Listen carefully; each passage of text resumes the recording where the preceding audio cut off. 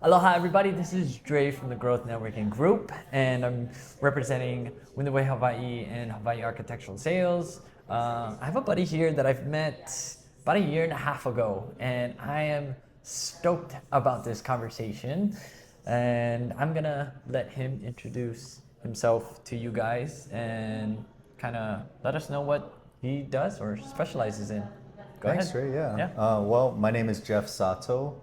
I met Dre through DreamFloat, which was my business for 10 years.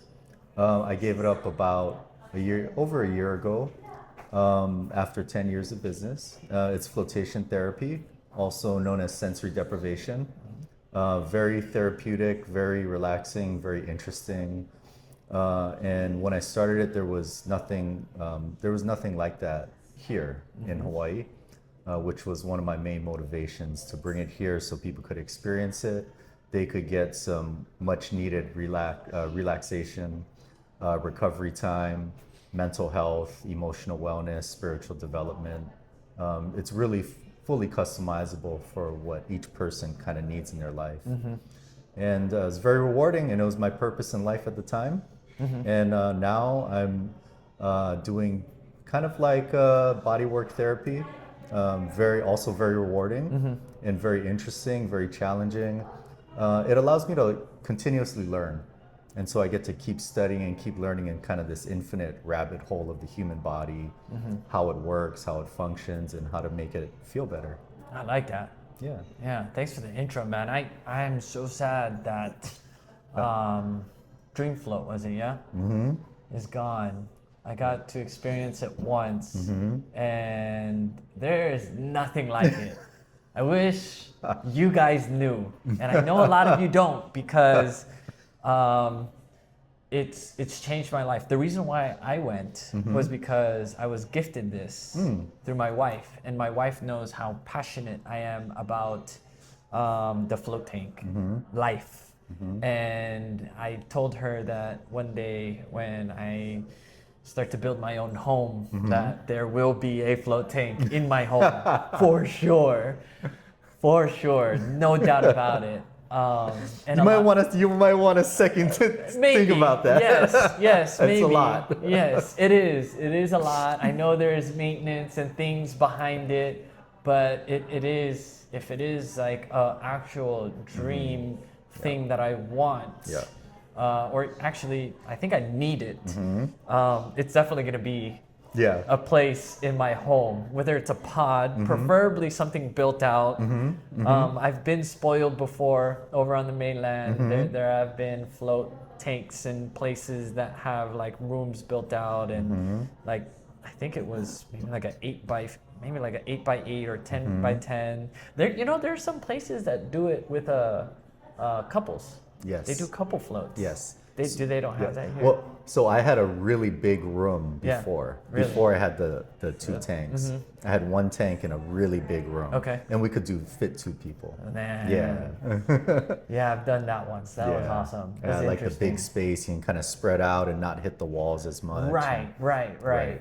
And it's interesting because some people like the smaller spaces because they feel more cozier and it's a little warmer. So it's really personal preference. True. But man, having one at home would change your life, dude. You could just float anytime. Nothing would phase you. Exactly. Yeah, you'd be automatic, man. Yes. Just automatic. Yes. Yeah, man. Shoot. So, take me back to when you did have that big room, right? Is that how initially you started the business? Like you built out a room, or? Oh, well, I started with the smaller tank. So, Okay. The you started older with the one, tank, right. just one. We only had space for one. We're in a different house. We moved to that location that you came to. And there was a big room there, and I wanted a big kind of float room to kind of ease people's fears. It kind of made people feel more comfortable with the experience. I can see that. Yeah, the door was easy, like a big fridge. You just open it and step in. Yeah. And it was great, but the salt, pretty corrosive, and just the machinery and everything kind of breaks down over time. Yeah. That one I had to fix like 20 times, and we had to jerry rig all kind of things. It was crazy. Man, that's rough. And then too many things broke, and I just said scrap it. You know? Yeah. Decided to move on with a different tank, and you know, it went great, but that one had a lot of issues too over time. And now it's you know, it's gone. Yeah. And I'm actually very happy, you know. Yeah. I'm very happy. I have a lot more free time. Yeah. And I can spend time with my family, Right. which I didn't have a lot of time before that. While operating the business, right? exactly. I get it. So much scheduling and Right. maintenance and all Right. that stuff. Man, you got my brain cranking now. Like, what materials are there out there that can be utilized to better maintain or prevent corrosion and and things like that in this business space? Because I think it is something that so many people need. It's really a feat of engineering to kind of figure out, Yeah. how do we engineer this? Right. And it's so many things to consider, but that's what makes it so fun and interesting at the same time. Right? Yeah. We could talk about that for 12 hours. Of course. So I guess before we start diving into some of the more current work that you're doing, I'd love to know, in the float tank space, what kind of do you still follow it? Not too much. No. Not too much, but I know a lot of businesses throughout the country have been kind of struggling. Maybe, you know, some of the economic downturn Dang. of, That's unfortunate. and the cost of running and maintaining Operating the business. it. Yeah. You know, it's more of a, you know, people kind of treat it more of a luxury experience. It Yeah, is like a a spa luxury. treatment. I'm going to get a And massage. It shouldn't be though. Right. And it's hard to like balance that, where I wanted to make it almost free, like donation. Right. You know, it doesn't matter. You don't have to pay $100. You got $40-$50, whatever, just come. Yeah. You know. Yeah. Yeah. Man. Maybe another time. Yeah. Okay. So my question, the reason why I asked was, what are the current studies and things that they've found that are, you know, the latest and latest about floating? So there's a guy, his name is Dr. Justin Feinstein. He had a lab in Tulsa, Oklahoma, with big float rooms, fancy equipment, fMRIs. He was doing brain scans and all kind of stuff. fMRIs are... He would hook up all of these things to people Okay. and kind of monitor their brain in different ways while they float, before, during, and after. Okay. He actually lives on Maui now. Oh, okay. And he got a grant from the government to bring three float rooms to Lahaina, because so his specialty is PTSD, and he's bringing these tanks down, and I don't think it's set up yet. Long process, of course, a lot of, you know, red tape and things. Yeah. But he's going to offer it free. So anybody who was a victim of the fire, first responders, anybody who has suffered trauma from that can go free and float as much as they want. Wow. And that can really help to heal them and change their life in a positive way. Yeah. And there's nothing like that, you know, it's just you. You're not talking to somebody. Nobody's touching you or manipulating you, telling you what to think, how to process. It's just you, right? And that space, being in this altered environment where your nervous system, your entire physiology can change, and you can experience yourself in a different context, in a different environment, for a prolonged period of time. Right. Super valuable. Oh, yeah. Yeah, and so basically, what to summarize some of his studies, it's basically better than anti-anxiety medication. And you're not getting side effects of the medication. Of the medication, right. And so it's lasting, making changes during the float, but the important part is afterwards, right? The carryover effect, where you're feeling calm and relaxed, your nervous system isn't getting triggered by the same things. Yeah. Wow. So if you could just share with the viewers and the people your experience, and maybe one of the most memorable experiences with floating. Well, for me personally, I started getting into it because I had a lot of personal issues. I had a lot of anxiety. I had a lot of emotional distress, a lot of internal problems. And my first float was amazing. Yeah. And I thought, well, if I could do this more, I just want to do it more, just to see. Yeah. Maybe it can help me. Yeah. Maybe it's the thing that can help me. And it might not, quote unquote, cure what you think you need curing from, but it's giving you so many benefits, and it's like, wow, this is amazing. And so it helped me to release a lot of deep tension, and to really help to kind of regulate my nervous system a little bit better, and to give me a better perspective on life, and for me just to feel really, really good, right? I mean, if you can feel better now in this moment than you did before, that's some form of healing. Oh, definitely. Right? And that's some form of therapy. Yeah. And if you can extend that more and more and more, and I just started to feel better and better and better the more I floated. And it affected me in so many ways, just giving me perspective, making me a better person. Yeah. And for me, like every float, I experienced different things in different stages. And, so many things, a lot of very trippy things, in the tank.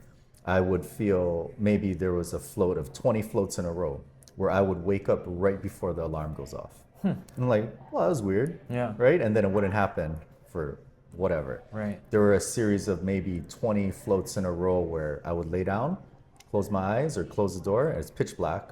Immediately I would feel tension in my face, but it would knot up into a ball, and this ball would move. I could feel it moving around my face. Interesting. And it would get real tense, and then it would disappear. Crazy, right? Yeah. Like, what is that? Right. Like, what is that? Something you can't explain. Right. I would have times where my body would shake uncontrollably. Like, oh my God, like, my can't stop shaking. But it was a nervous system release. Right. I would have times where I'd have lucid dreams, crazy, where, you think you're somewhere else and you're interacting with the world, and oh no, wait, I'm not out here, I'm still in the float tank, and you wake up in the float tank. And it would go through layers sometimes. And it's like, oh no, wait, I'm not there, I'm actually here, and then it would keep coming back. Yeah, like an inception thing. Yeah. That was kind of weird. Yeah. Very strange. Yeah. And I could go on and on and on. Yeah. And, I like how we're just laughing about it. yeah. But it's such an interesting topic of this discussion that we can even dive deeper into.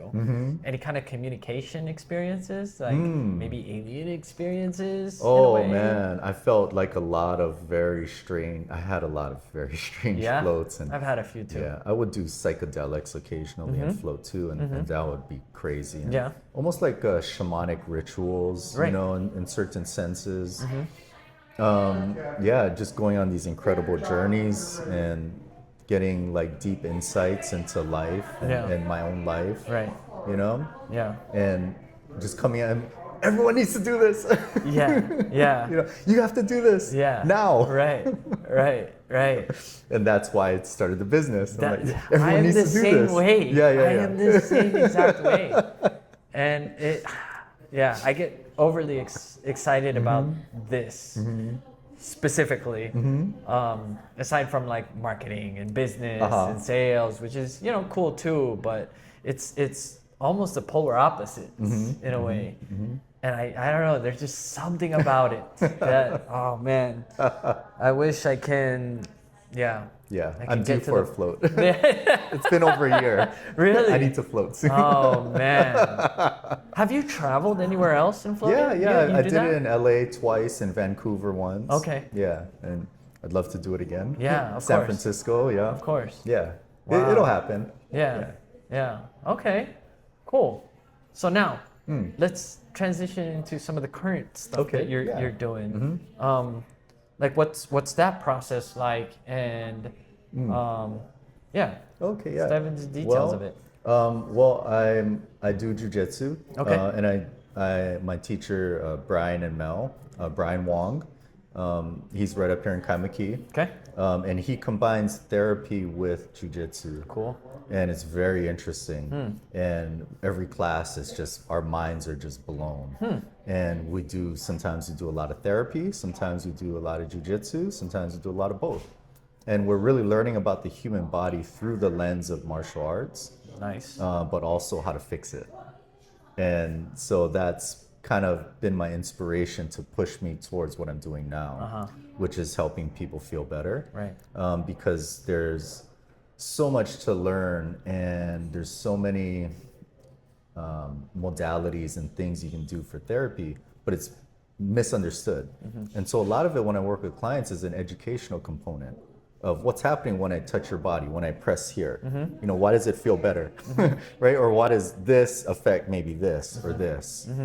And you know, it's a big learning gap, and a lot of people don't understand it. And I'd like to kind of slowly kind of fill that gap for people and help them understand. Because when they understand their own body and what's happening and why, then they get better results. They get better healing results. It's proven, right? If people know why they're healing or why they're getting better or what's helping them, then they tend to get better. Of course. Yeah, and some people, you know, everybody responds differently. Yeah. But to me, it's one of the most interesting things in the world. And I get to not only help clients and random people that I meet, but also my friends and family. Yeah. And so I get to work on like my mom, you know, or my wife or kids, and that's super fun too. Yeah, yeah, definitely a beautiful thing. I like how I didn't know you were into jiu-jitsu. I think when I met you, did I mention anything about being in martial arts myself? Oh, no. No? What do you do? So my foundations were built on Taekwondo. Oh. So I was on the journey to go to the 2020 Tokyo Olympics. Whoa. That was like my thing. Like, Crazy. yeah, representing USA. I competed in Costa Rica and Mexico and Korea. Traveled across the nation. So that's what I did. And then after 20 years of that, closer toward the end of my Taekwondo career, I dabbled in jiu-jitsu as well. Started as a white belt. So do you do gi? No gi? Mostly gi. Mostly gi. Yeah. So I started out at 10th Planet in Burbank. Oh, wow. So I don't know if you know about that one. I know 10th Planet. Yeah, 10th Planet Burbank was the headquarters for Eddie Bravo when he initially started it. Wow. I think it was like Blue Dragon at first. Then 10th Planet bought it out. Then he relocated to LA, started a whole bunch of other 10th Planets. Like apparently Joe Rogan got his black belt there, right? So I started going there, not knowing any of this. All right, all this is new to me. Just wanted to reboot my martial arts experience, right? Versus stand up and doing all that, because I did boxing too. So yeah, kept me motivated. And it's funny that now, come full circle or meet somebody like you who's utilizing it as a form of therapy. I'm totally interested. Yeah. So it's very interesting. Yeah, we'll have to find a day where I can come out and see. Dude, you should come to class. I'd love to. Yeah, you would trip out. Yeah. Because jiu-jitsu is just therapy, except you make owie. I agree. If I twist your arm too much, owie. Yeah. But if I do it before it makes owie, then it's therapy. Yeah. Okay, I like that. Yeah, my number one rule, and I like that approach, because my number one rule as I start to get older is avoiding injuries. Yes. That's my number one rule. Me too. No injuries. If we could just get through the session, no injuries. Yes. Perfect. And the fact that you guys are approaching it in a way where it's like, when you say therapy, my perspective is like it becomes conversational more, right? Yep. And like conversational, psychological, and just correlating the two of physical, right? And the mind and the body and the whole yin and yang and martial arts and all that stuff. Super intrigued. Yes. So yeah. Okay, so go on. Okay, so besides that, we also incorporate these 6 baby movements. Okay. And you can combine them in different ways, but basically they're pre-programmed into each human. So you don't have to teach the baby. You have a 2-year-old, so you know. You didn't have to teach a baby how to crawl, right? Or how to flip over, right? And they do it on their own, but each step builds the nervous system, builds the mind-body connection, builds the musculature to do the next step. Yeah.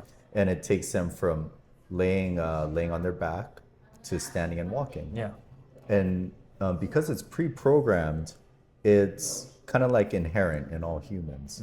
So when we do it, I think it triggers this remembering, right? Because if you ask a human to do these movements, an adult, they can't, because they've already had too much dysfunctional movement patterns and other things going on. And so you ask the human to do it, the adult to do it, they're like, I can't do this. This is super weird. Yeah. But the baby just does it. Yeah. And it's like, okay, Natural. the baby does it better than you. Yeah. It's like, what? Oh, Yeah. So we also use the baby movements to rehabilitate our movement and to reprogram and repattern them. We also use them in jiu-jitsu because they're structurally sound, right? You're using the best form of body mechanics, the most efficient body mechanics for your body in martial arts. And so since I started there, I think I've been maybe 4 years now. I haven't been injured. I haven't had major injuries. Blue belt? Yeah, before that, injured all the time, constantly. Yeah, and because we're always in flexion, rounding. Anytime you round forward, right, your body's going into flexion, which is fine, but you start to add the load of another person onto that flexion, right? And then it starts to create injury over time. And that's why everybody gets injured, has these cumulative long-term injuries from jiu-jitsu, neck, back, hip, knee. And it's because we're always doing this. And then you look at people who do jiu-jitsu a long time and they're always like this, walking around. And we're doing something else where we're trying to use extension. We're trying to use the back chain of our body to create a stronger structure. Interesting. Yeah, and so it's really extending, I think, the life and longevity of our practice and us as jiu-jitsu practitioners, where we can train longer without getting injured. Amazing. Yeah. Nice. It's a trip. Yeah. It's a trip. No, it's hard like to that. explain it without, having someone experience it. Right. And even then, you would have to kind of go for a while to kind of start to figure it out. You know what I mean? Yeah, but it's very interesting. Yeah. I really like it. Nice. Yeah, and it's using everything from head to toe, fingers, toes, eyes. Okay. Because you're engaging every muscle in the chain. Right, to make the whole structure stronger. Right. It's very interesting. Yeah. Yeah. Once we get off this pod, I'll share with you some things that I've seen that I thought was kind of interesting. It kind of also relates to that as well. But as we start to wrap up this conversation, is there something to the viewers that you'd like to bring to the table that is of value that might inspire somebody, whether it's a book, quote, maybe even personal experience that you'd like to share? Well, I'm 45 this year, and I would say that it's never too late to continuously learn and get better. And that's, I think a key point in life is to continuously get better in some regard, right? To make your life better, to become smarter, to become, a lot of people, I think, tend to give up in certain ways. I reach a certain age or a certain comfort level, and then that's it. I kind of give up, right? But there's always more. And you can crack into these infinite it's seemingly infinite fields. But you just start small, little at a time, little at a time, little at a time. And then you look back and it's like, oh my God, like I know all of these things now, or I have these skills now that I didn't have before, right? And to me, like it's one of, it's something that kind of keeps me going, keeps me interested, and helps me to be better for myself, but also for my kids and my family. I love it, man. Yeah. Growth. Yeah. Yeah. A lot of growth, education. I agree. Yeah. So if anybody wants to reconnect with you, reach out, get in contact with you in regards of some of the things that you're doing now, what is the best way that they can find you? Well, right now, the only online thing I have is Instagram, Fascia Therapy Hawaii, Geoff Sato, Geoff. And you could connect with me there. You could send me a message. And I would love to connect. Right on. Man, I can't wait to join class with you now and check it out. So, if you guys want to catch us on the mat, give us a follow, let us know. And Geoff, thank you for jumping on. I really appreciate this. And for everybody watching, hope you guys found some value here. Thanks for tuning in. Aloha. I'll catch you on the next one. Let's go. Hey, thank you, brother. Man. Awesome. Thank you so much.